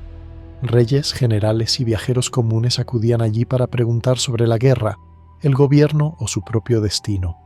La voz de los dioses hablaba a través de la Pitia, sacerdotisa de Apolo, que emitía sus oráculos sumida en trance. Lo más sorprendente de sus respuestas no era la claridad, sino precisamente su ambigüedad. La Pitia se sentaba sobre un trípode, inhalaba vapores que ascendían de una grieta en la roca, y en ese estado alterado pronunciaba palabras fragmentadas, cargadas de imágenes y metáforas. Los sacerdotes debían interpretarlas para el consultante. Así, la profecía no se presentaba como una orden sencilla, sino como un enigma. Entre los ejemplos más famosos está el del rey Creso de Lidia. Deseoso de saber si debía atacar al imperio persa, acudió a Delfos. El oráculo respondió: «Si cruzas el río, destruirás un gran imperio». Creso, convencido de su propia fuerza, interpretó que se refería al reino persa. Lanzó la guerra y fue derrotado. El gran imperio que cayó fue el suyo. Otra profecía célebre se dio a Temístocles, estratega ateniense. Ante la inminente invasión persa, consultó al oráculo y recibió este consejo: «Solo un muro de madera te protegerá». Algunos tomaron la frase al pie de la letra, pero Temístocles entendió que el muro de madera era la flota. Al apostar por la guerra naval en Salamina, consiguió una victoria decisiva. La ambigüedad del oráculo obligaba a los hombres a pensar, a interpretar, a asumir la responsabilidad de sus decisiones. Si triunfaban, la profecía se consideraba cumplida. Si fracasaban, también, pero la culpa recaía en la interpretación humana, no en la palabra divina. Delfos era un espejo en el que los hombres veían reflejada no solo la voluntad de los dioses, sino sus propios deseos y miedos. El héroe Teseo, conocido por matar al Minotauro y liberar a Atenas del tributo a Creta, tuvo también un final oscuro. Tras muchas hazañas, fortaleció su amistad con Pirito, rey de los Lápitas. Ambos juraron que solo se casarían con hijas de Zeus. Teseo raptó a la joven Helena, años antes de que se convirtiera en Helena de Troya, y la ocultó en Ática. Pirito, más temerario aún, declaró que desposaría a Perséfone, reina del inframundo. A pesar de las dudas de Teseo, descendieron juntos al reino de Hades para raptarla. El señor del inframundo los recibió con cortesía fingida y los invitó a sentarse, pero los asientos eran una trampa. En cuanto se acomodaron, quedaron pegados para siempre. Sus cuerpos se inmovilizaron y sus mentes se sumieron en el olvido. El tiempo transcurrió en aquella penumbra sin que pudieran moverse ni recordar quiénes habían sido. Años después, Heracles bajó al inframundo para cumplir su 12º trabajo, capturar a Cerbero. Allí encontró a Teseo y Pirito atrapados en las sillas del olvido. Compadecido, intentó arrancarlos. Logró liberar a Teseo, levantándolo con una fuerza colosal. Pero cuando intentó hacer lo mismo con Pirito, la tierra tembló con violencia, como si el inframundo rechazara su liberación. Comprendiendo que el castigo del rey de los Lápitas era definitivo, Heracles lo dejó atrás y regresó con Teseo a la superficie. El héroe ateniense había sido rescatado, pero marcado para siempre por su intento de adentrarse demasiado en dominios que pertenecían a los dioses. No todos los titanes se opusieron a la nueva generación de dioses. En la titanomaquia, algunos comprendieron que el reinado de Cronos estaba destinado a caer y decidieron apoyar a Zeus. Entre ellos estaba Prometeo, cuyo nombre, el que prevé, resume su carácter. Hijo del titán Jápeto, advirtió a su hermano Epimeteo que no tomara partido por Cronos. Él mismo ofreció su consejo y su astucia a Zeus, ayudándolo a entender la mejor forma de derrotar a los antiguos señores. Su lealtad inicial le valió un trato más benigno tras la guerra. Sin embargo, su posterior decisión de favorecer a los hombres, robando el fuego, lo colocó de nuevo en conflicto con el dios del rayo. Temis, titánide de la justicia y del orden natural, también se unió al bando de Zeus. Sus dones proféticos le permitían ver que la victoria de los olímpicos traería una organización más estable del universo. Por ello se convirtió en consejera del nuevo rey del cielo y su primera esposa en algunas tradiciones. Océano, el río que rodea el mundo, adoptó una posición más neutral. No se levantó contra Zeus ni lo apoyó activamente, pero su negativa a secundar a Cronos lo salvó del castigo impuesto a los titanes rebeldes. Estas historias muestran que incluso los seres más antiguos debían elegir entre aferrarse a un orden condenado o adaptarse al cambio. Pocas estratagemas han capturado tanto la imaginación como el caballo de Troya. Tras 10 años de asedio infructuoso, las murallas de la ciudad seguían en pie, y la paciencia de los griegos se desmoronaba. Fue entonces cuando Odiseo, rey de Ítaca, utilizó su ingenio para concebir un plan desesperado. Propuso construir un enorme caballo de madera, aparentemente destinado a ser una ofrenda a Atenea. En su interior se esconderían los mejores guerreros. El resto del ejército fingiría retirarse, dejando el caballo en la playa. Un solo hombre, Sinón, se quedaría atrás para convencer a los troyanos de que se trataba de un regalo y no de una trampa. Cuando los troyanos encontraron el caballo, surgieron dudas. El sacerdote Laocoonte lanzó una lanza contra el costado de la figura, y se dice que escuchó un sonido hueco. Pronunció entonces la frase que atraviesa los siglos: «Temo a los griegos incluso cuando traen regalos». Pero en ese momento, 2 enormes serpientes salieron del mar y lo estrangularon a él y a sus hijos. Este hecho fue interpretado como castigo de los dioses por atacar una ofrenda. La advertencia más sensata fue silenciada por un presunto signo divino. Los troyanos, convencidos de que los dioses estaban de su lado, introdujeron el caballo en la ciudad. Esa noche, mientras celebraban, los guerreros ocultos emergieron, abrieron las puertas y permitieron la entrada del ejército que había fingido zarpar. Troya ardió bajo el fuego griego. El caballo quedó para siempre como símbolo del ingenio capaz de ganar lo que ninguna espada había logrado. Dentro del equilibrio del panteón, la relación entre Apolo y Dioniso representa la tensión entre razón y éxtasis. Apolo, dios de la luz, de la forma, de la música ordenada y de la profecía clara, encarna la armonía, la medida y la lógica. Dioniso, en cambio, dios del vino, del delirio y del teatro, se asocia con la ruptura de las normas, la embriaguez y la liberación de los instintos.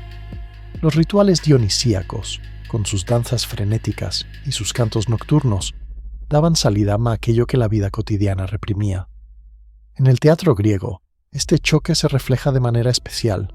Las tragedias surgieron de celebraciones dedicadas a Dioniso, pero su forma, su estructura en episodios y coros, es profundamente apolínea. La escena se convierte en un espacio donde el orden y el caos se enfrentan y dialogan. Los griegos comprendían que ambas fuerzas eran necesarias. Una vida puramente apolínea corría el riesgo de la rigidez y la frialdad. Una existencia dominada por Dioniso, en cambio, podía derivar en destrucción y locura. En ese vaivén entre moderación y exceso se movía la condición humana. La sabiduría consistía en encontrar un punto de equilibrio, sin negar ninguna de las dos caras. Narciso, el joven de belleza incomparable, simboliza otra forma de desequilibrio, el amor que no sale de uno mismo. Su rostro atraía miradas de ninfas y mortales por igual, pero su corazón permanecía cerrado. La ninfa Eco, castigada por Hera a repetir solo las últimas palabras que escuchaba, se enamoró de él. Incapaz de declararse, lo siguió entre los bosques hasta que, en un momento de desesperación, repitió sus palabras para acercarse. Al descubrirla, Narciso la rechazó cruelmente. Devastada, Eco se consumió hasta que solo quedó su voz, repitiendo las palabras de los demás en valles y montañas. Némesis, diosa del equilibrio y de la justa retribución, vio esta injusticia y decidió castigar al joven. Lo condujo a una fuente de aguas limpias, donde nunca nadie había bebido ni alterado la superficie. Al inclinarse para beber, Narciso vio su reflejo en el agua. Sin reconocerlo como suyo, se enamoró perdidamente de aquella imagen. Intentó abrazarla, pero cada contacto rompía la ilusión. Incapaz de apartarse, se quedó junto al manantial, rechazando comida y descanso. Poco a poco, su cuerpo se debilitó y murió contemplando su propio rostro. En el lugar donde expiró brotó una flor de pétalos blancos e inclinados, que llegó a ser conocida como Narciso. Así, su nombre quedó ligado para siempre a la vanidad y al amor dirigido únicamente hacia la propia imagen. En los márgenes oscuros del panteón, Hécate brilla como una figura enigmática. Hija de titanes, vinculada a la magia, la brujería y las almas de los muertos, su dominio no se limitaba a un solo reino. Se movía entre cielo, tierra e inframundo. Sin embargo, su presencia se hacía sentir sobre todo en lugares liminales, especialmente en las encrucijadas de tres caminos. Los griegos colocaban allí estatuas de Hécate con tres cuerpos o tres rostros, mirando en direcciones distintas. Esa multiplicidad simbolizaba su capacidad para ver más allá del tiempo y del espacio, y para custodiar los cruces entre mundos. De noche, se la imaginaba caminando con antorchas encendidas, acompañada de perros que aullaban a su paso. Sus devotos la invocaban en rituales de magia, pidiéndole ayuda o protección. Otros, temerosos, dejaban ofrendas en silencio, evitando pronunciar su nombre. Hécate encarnaba el aspecto oscuro de lo sagrado, aquello que no se muestra bajo la luz del día. Era tanto protectora como temible, capaz de guiar a las almas o de convocar espíritus. Su presencia recordaba que, más allá de los templos luminosos del Olimpo, existía una dimensión de la divinidad ligada a lo oculto, a los secretos y a los caminos que se bifurcan. La guerra de Troya, narrada por Homero con pasión y dramatismo, ha sido entendida tradicionalmente como el resultado del rapto de Helena por París. Sin embargo, tras el mito romántico se esconde un trasfondo geopolítico. La ciudad de Troya se erguía junto al estrecho que hoy conocemos como Dardanelos, paso crucial entre el mar Egeo y el mar Negro. Quien controlara ese canal controlaba también el comercio de granos, metales y bienes que fluían entre Oriente y Occidente. Los griegos micénicos, interesados en asegurar sus rutas comerciales, tenían motivos muy tangibles para desear el control de esa región. El rapto de Helena, hija de Zeus y esposa de Menelao, ofreció el pretexto perfecto para unir a los reinos griegos en una expedición militar. Así, el mito del amor prohibido se entrelaza con la lucha por la riqueza y el dominio marítimo. La belleza de Helena y el juicio de París ofrecen un rostro humano a lo que, en el fondo, fue un conflicto por rutas y recursos. De este modo, la mitología griega no solo explica pasiones y tragedias, sino también las motivaciones políticas y económicas de la antigüedad.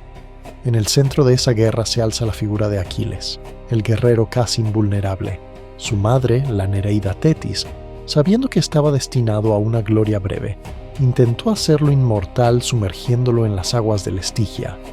Lo sostuvo por el talón y todo su cuerpo, excepto ese pequeño punto, quedó protegido contra las armas. Aquiles se convirtió en el más temido de los héroes griegos.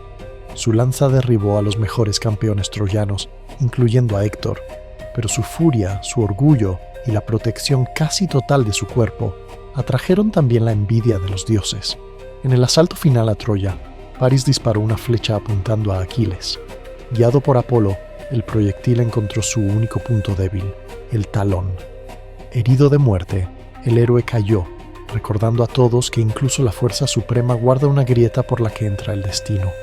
Otro héroe, Belerofonte, vivió también la mezcla de gloria y caída. Acusado falsamente de intentar seducir a la esposa del rey Preto, fue enviado con una carta sellada al rey Iobates de Licia. El mensaje pedía su muerte, pero la hospitalidad impedía al rey matar a un huésped. Así que decidió mandarlo a misiones imposibles, esperando que pereciera en el intento. La primera fue enfrentar a la Quimera, monstruo con cabeza de león, cuerpo de cabra, cola de serpiente y aliento de fuego. Un adivino aconsejó a Belerofonte domar primero a Pegaso, el caballo alado surgido de la sangre de Medusa. Atenea se le apareció en sueños y le entregó una brida de oro. Gracias a ella, el héroe logró montar al caballo y atacó a la quimera desde el aire. Le lanzó una lanza con punta de plomo que, al derretirse con el fuego del monstruo, lo asfixió. Tras esta y otras victorias, Belerofonte comenzó a creerse digno de ascender al Olimpo montado en Pegaso. Esa arrogancia fue su perdición. Zeus, molesto por la pretensión del mortal, envió un tábano para picar al caballo. Pegaso se encabritó y Belerofonte cayó al vacío. Sobrevivió, pero quedó lisiado y vagó el resto de su vida solo y humillado. Pegaso, en cambio, fue admitido en el establo de Zeus y colocado entre las estrellas. De nuevo, la lección es clara. Los dioses pueden honrar la valentía, pero no toleran la soberbia que intenta cruzar la frontera entre lo mortal y lo divino. Dioniso, por su parte, es quizás el dios que más intensamente encarna la dualidad de dolor y gozo. Hijo de Zeus y de la mortal Sémele, fue concebido entre el amor y la traición. Hera, disfrazada de anciana, sembró dudas en el corazón de Sémele, que pidió a Zeus verlo en toda su gloria. El dios, atado por un juramento sobre el Estigia, tuvo que complacerla. Su aparición fulgurante la consumió en fuego. Zeus rescató al niño del vientre de la madre moribunda y lo cosió a su muslo hasta que estuvo listo para nacer de nuevo. Por eso Dioniso es llamado el 2 veces nacido. Perseguido por la ira de Hera, vagó por montes y tierras lejanas, acompañado de sátiros y ménades. Sus ritos mezclaban vino, música y danza frenética, pero también lágrimas y desgarro. Dioniso entendía la alegría y el sufrimiento, la embriaguez y la locura, porque él mismo había brotado de un acto de destrucción y amor. En los límites del mundo conocido se hallaba el jardín de las Hespérides, donde crecían manzanas de oro. Eran un regalo de Gea a Hera en su boda con Zeus y símbolo de inmortalidad. Las Hespérides, hijas de Atlas y de la noche o del atardecer, cuidaban el jardín, pero la responsabilidad era demasiado pesada. Para impedir robos, un dragón de 100 cabezas, Ladón, vigilaba el árbol sagrado. Robar aquellas manzanas fue el 11º trabajo de Heracles. El héroe llegó hasta Atlas, titán condenado a sostener el cielo. Le propuso sostener la bóveda celeste mientras Atlas iba a buscar los frutos. El titán, agradecido por el alivio, cumplió la misión y al regresar declaró que, ya que Heracles soportaba muy bien el peso del cielo, él mismo llevaría las manzanas al rey Euristeo. El héroe fingió aceptar, pero le pidió a Atlas que sujetara de nuevo el cielo un momento mientras se colocaba un cojín en los hombros. Cuando el titán retomó su carga, Heracles tomó las manzanas y se marchó. Una vez más, no solo la fuerza, sino la astucia jugó su papel. A la entrada del inframundo, el perro Cerbero ocupaba un puesto crucial. Con 3 cabezas, cola de serpiente y un collar de víboras, su misión no era impedir que los vivos entraran, sino que los muertos salieran. Acompañaba el trabajo de Caronte, que transportaba almas a través del río. En el último de sus 12 trabajos, Heracles tuvo que capturar a Cerbero vivo. Hades permitió la prueba con una condición, que el héroe no usara armas. Heracles se enfrentó a la bestia con sus manos desnudas, sujetando las 3 cabezas hasta dominarla. La llevó a la superficie, donde su sola visión llenó de terror al rey Euristeo, que suplicó que el monstruo fuera devuelto a su lugar. Así volvió Cerbero a la entrada del reino de los muertos, guardián eterno de una puerta que solo se abre en un sentido. Tras la caída de los titanes, el universo fue dividido entre los 3 hermanos, Zeus, Poseidón y Hades. No lo hicieron a través de la fuerza, sino por sorteo. A Zeus le correspondió el cielo y la soberanía sobre los demás dioses. Poseidón obtuvo el dominio del mar y de los terremotos. Hades recibió el inframundo, no como castigo, sino como parte esencial del orden. Cada uno reinaba en su esfera, y juntos mantenían el equilibrio. Este reparto mostraba que el poder, incluso entre dioses, debía ser aceptado según el destino. En los confines de la geografía imaginaria griega vivían también las amazonas, guerreras que desafiaban los roles habituales de las mujeres. En una sociedad donde ellas estaban relegadas al hogar, las amazonas portaban armas, cabalgaban y formaban ejércitos. Se decía que amputaban o cauterizaban un pecho para manejar mejor el arco, aunque esto probablemente sea más símbolo que realidad. Sus historias se cruzan con las de héroes como Heracles, encargado de robar el cinturón de la reina Hipólita, y Aquiles, que lucha contra la reina Pentesilea ante las murallas de Troya. Para los griegos, las amazonas representaban tanto la fascinación por la fuerza femenina como el temor a una sociedad invertida, donde las mujeres gobernaban y los hombres ocupaban un lugar secundario. El amor, en este mundo, no era un solo impulso.